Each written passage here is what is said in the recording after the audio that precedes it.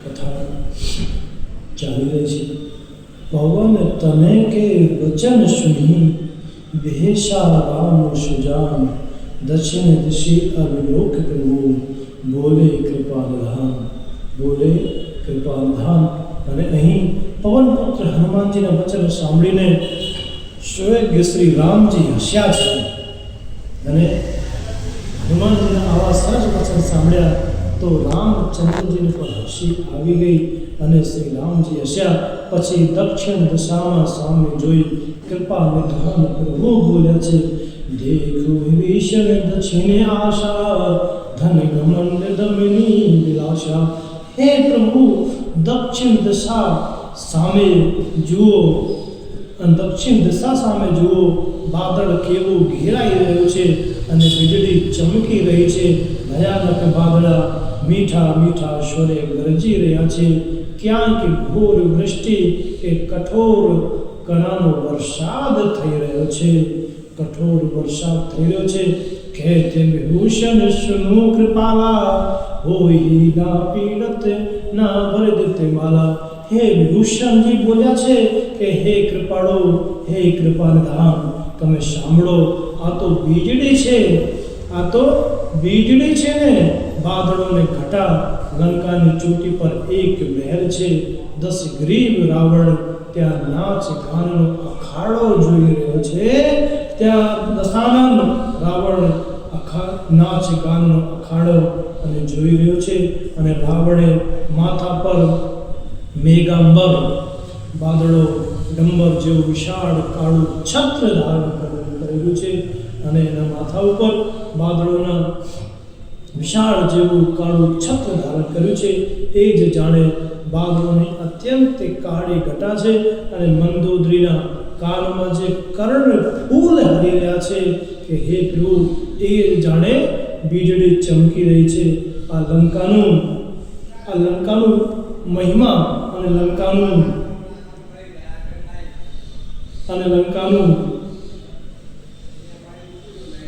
વૈભવ, લંકાના વૈભવની વાત વિભીષણ કરી રહ્યા છે. અને પ્રજહિતાલ મૃતક અનુપા સોહી રવિ મધુર સુનૌ શુરૂપા. હે દેવતાઓમાં સમ્રાટ, તમે સાંભળો કે અનુપમ તાલ અને મૃતંગ વાગી રહ્યા છે. તે જ મધુર ગર્જના ધ્વનિ છે. રાવણનું અભિમાન સમજીને પ્રભુ મકરાયા છે. અને તેમણે ધનુષ્ય ચડાવીને તેના પર એક બાણનું સંધાન કર્યું છે. અને તેના પર એક બાણનું સંધાન કર્યું છે. છત્ર મુકટ તાટક તવ હતે એકઈ બાણ સબકે દેખત મહી પરે મરવું ના કોઈ જાન. અને એક જ બાણથી રાવણનો છત્ર મુકટ અને મંદોદરીના કર્ણમૂળ કાપી નાખ્યા હતા. રામજીએ એક જ બાણથી એનો માથાનો મુકટ જે વાદળ સમાન હતો એ પડી ગયો. અને જે કર્ણની જે કાનના કર્ણફૂલોની જે ચમક હતી એ પણ કપાઈ ગઈ. અને જોતા જોતામાં જમીન પર આવી પડ્યા. અને આ ભેદ કારણ કોઈ ન જાણી શક્યો કે આ કેવી રીતે થયું. અને કોઈ પણ ન જાણી શક્યો. અસ કોતિક કરી રામ શર પ્રવેશો આય નિશંગ. આવો ચમત્કાર જોઈને શ્રી રામજીનું બાણ પાછું આવીને ફરીથી એના માથામાં પેસી ગયો. અને મહાન રસમાં ભંગ પડી ગયો. અને જોઈને રાવણને, અને આવું જોઈને સમસ્ત સભા ભયભીત થઈ ગઈ. રાવણની સભા ફરીથી જ્યારે હનુમાનજી આવ્યા હતા ત્યારે પણ ભયભીત તો હતી જ.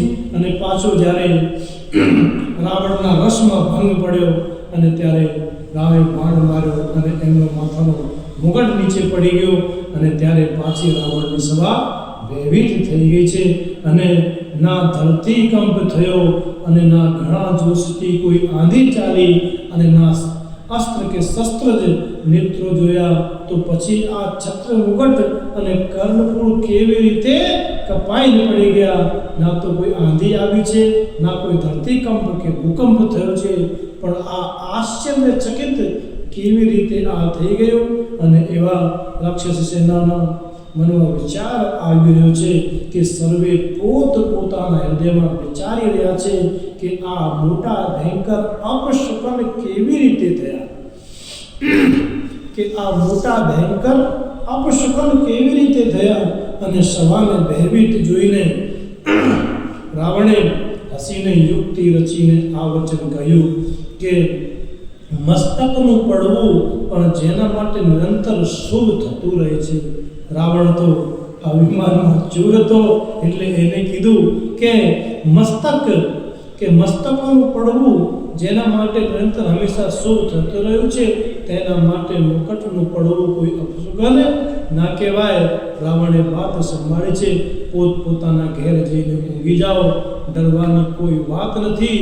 અને જ્યાં સુધી દશાનંદ છે ત્યાં સુધી ચિંતા કરશો નહીં. ત્યારે સર્વ લોકોએ માથું નમાવીને ઘરે ચાલી ગયા.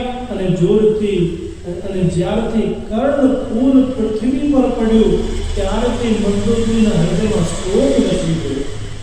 જ્યારથી આ કર્ણપૂર પૃથ્વી પર પડ્યા ત્યારથી મંદોદરીના હૃદયમાં એક શોક, એક ડર ઘૂસી ગયો. અને સહેજ નૈન કે જુગ કરુ જોરી, સુનહુ પ્રાણપતિ વિનતી મોરી, સુનહુ પ્રાણપતિ વિનતી મોરી. નેત્રોમાં જળ ભરીને અને બંને હાથ જોડીને રાવણને મંદોદરી કહેવા લાગી છે કે હે પ્રાણનાથ, મારી વિનંતી તમે સાંભળો. હે પ્રિયતમ, શ્રી રામ સાથેનો વિરોધ છોડી દો, કે શ્રી રામ સાથેનો વિરોધ છોડી દો.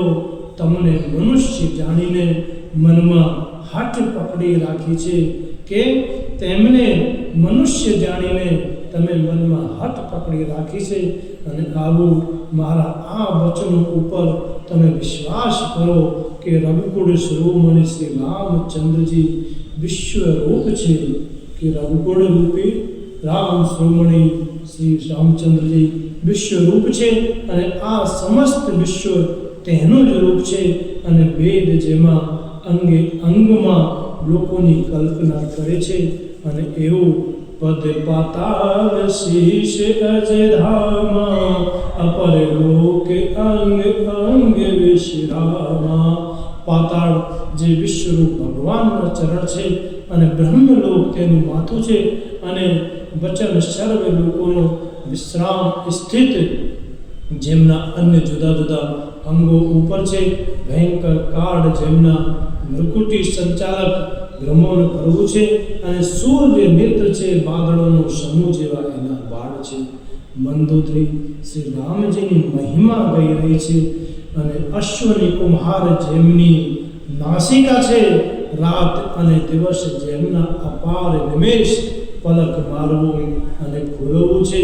દસે દિશાઓ કાન છે, અને વેદ આવું કહે છે. વાયુ શ્વાસ છે, અને વેદ જેમની પોતાની વાણી છે. અધર લોભ જબ દશન કરા, માયા હાસ બહુ દિગપાલા. લોભ જેમના અંદર હોઠ પર છે, લોભ જેમના હોઠ ઉપર છે. યમરાજ ભયાનક દાંત છે, માયા હાસ્ય છે, દિગપાળ ભુજાઓ, અગ્નિનું મુખ છે, વરોડ જીવ છે, ઉત્પત્તિ પાલન અને પ્રલય જેવી ચેષ્ટા ક્રિયા છે. અને 18 પ્રકારની અસંખ્ય વનસ્પતિઓ જેમની રોમ બાલે છે, પર્વત હસ્તીઓ છે, અને નદીઓ નસોની જાડ છે, સમુદ્ર પેટ છે, અને નરક જેમની નીચેની ઇન્દ્રિયો છે. આ પ્રકારે પ્રભુ વિશ્વમાં છે. અને બધું કલ્પના ઉગ્રપો ને શું કરવામાં આવે. અહંકાર સે બુદ્ધિ અજ મન સસે ચિત્ત મહાન, મનુજ વાસ સચરાચર રૂપ રામ ભગવાન. અને અહીંયા મંદોદરી રામજીની મહિમા રાવણને સમજાવે છે. અને શિવ જેમનો અહંકાર છે, બ્રહ્મા બુદ્ધિ છે,